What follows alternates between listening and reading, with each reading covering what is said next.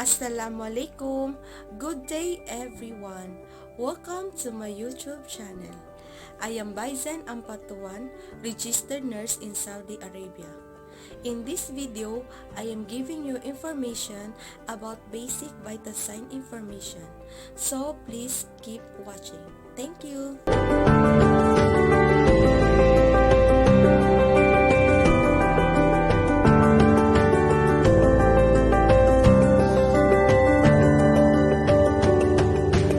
Learning objectives. Describe the procedures used to assess the vital signs, temperature, pulse, respiration, and blood pressure. Identify factors that can influence each vital sign. Identify equipment routinely used to assess vital signs. Identify rationales for using different routes for assessing temperature. Take vital signs and interpret the finding. Document the vital signs.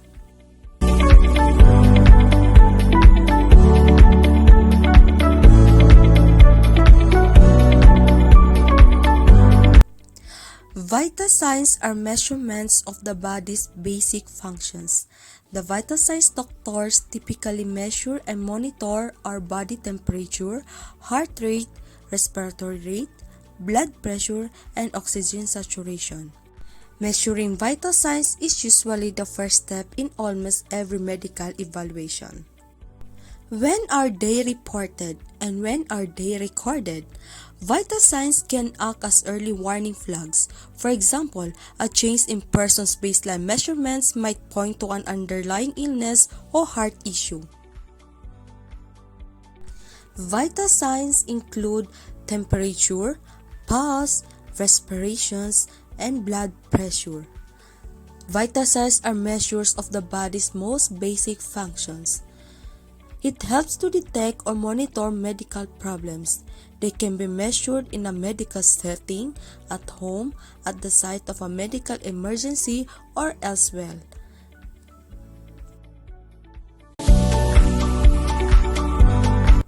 Vital signs is also called as a cardinal signs. They reflect the body's physiological status and provide information about the person with the current condition or state of health. The frequency of vital signs assessment depends upon the person's condition. The more critical the patient's condition is, more often these signs are needed to be taken and evaluated. When to assess vital signs? On the patient admission, during physical examination, before and after any invasive diagnostic or surgical procedure, monitoring during recovery, before and after medications that affect cardiovascular or respiratory functions, in any emergency medical condition. Body temperature is the balance between heat produced and heat lost by the body. Heat production in the body is called thermogenesis. Heat loss to the environment is called thermolysis. A normal body temperature can vary depending on your sex assigned at birth, recent activity, food and fluid consumption, time of day, and in people who menstruate, the stage of menstrual cycle. For adults, normal body temperature can range from 97.8 Fahrenheit to 99 Fahrenheit or 36.5 Celsius to 37.2 degrees Celsius. A body temperature can be measured in any of the following ways. Types of thermometer. Glass thermometer. Mercury glass thermometer is used for measuring oral, rectal, and axillary temperature. It takes about 2 to 8 minutes for accurate results. Electronic thermometer. It takes about 2 minutes to 30 seconds for accurate reading. Disposable thermometer. It is a chemical thermometer. Color of chemical unit changes to a specific temperature. It takes about 60 seconds for accurate reading. You will see in these pictures. Tympanic thermometer. It is used to measure ear temperature or tympanic temperature. It takes about 2 to 3 seconds for accurate reading.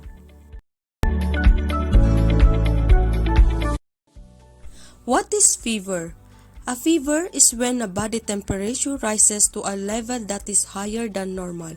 In general, you have a fever if your temperature is, in adult, higher than 37.2 degrees Celsius to 37.5 degrees Celsius. In children, higher than 37.5 degrees Celsius. In infants, higher than 38 degrees Celsius. A body temperature can be measured in any of the following ways: orally, rectally, axillary, by ear, or by skin. Your heart rate or pulse measure the number of times your heart beats each minute. A heart rate can help a doctor understand your heart rhythm and how strong your pulse is. The normal heart rate for a healthy adult ranges from 60 to 100 beats per minute. The rate can change depending on the circumstances. Sites of monitoring pulse. There are 9 sites where pulse can be commonly taken. But for most people, it's easiest to measure your heart rate at the wrist. Here are the steps to take. Using your first and second fingertips, press gently on the arteries that run beneath the skin of your wrist until you feel a pulse. Have a clock nearby and begin counting your pulse when the clock's second hand is on the 12. Count your pulse for 15 seconds and then multiply the number for 4 to calculate the number of beats per minute. It may be worthwhile to repeat the count to see whether you get the same number. If you're unsure about your result or keep getting different results, ask someone to count or watch the clock for you.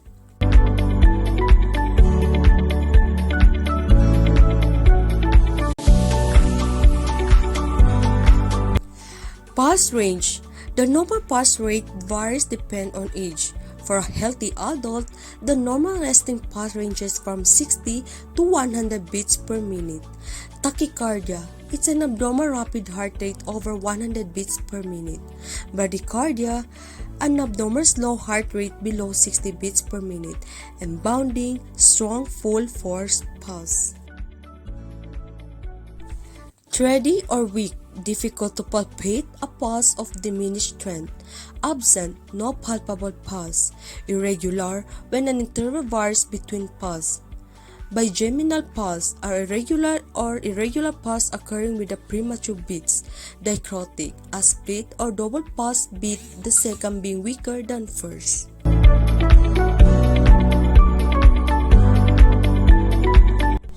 Respiration is the process of bringing oxygen to the body tissues and removing carbon dioxide from it. The lungs play a major role in this process.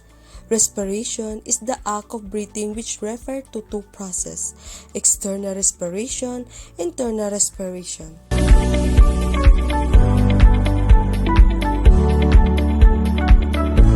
Characteristic of respiration. Respiration rate. It indicates the number of times the person breathes in and out in 1 minute. Depth.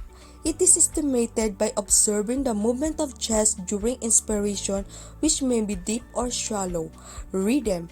It indicates the equal interval between 2 respirations.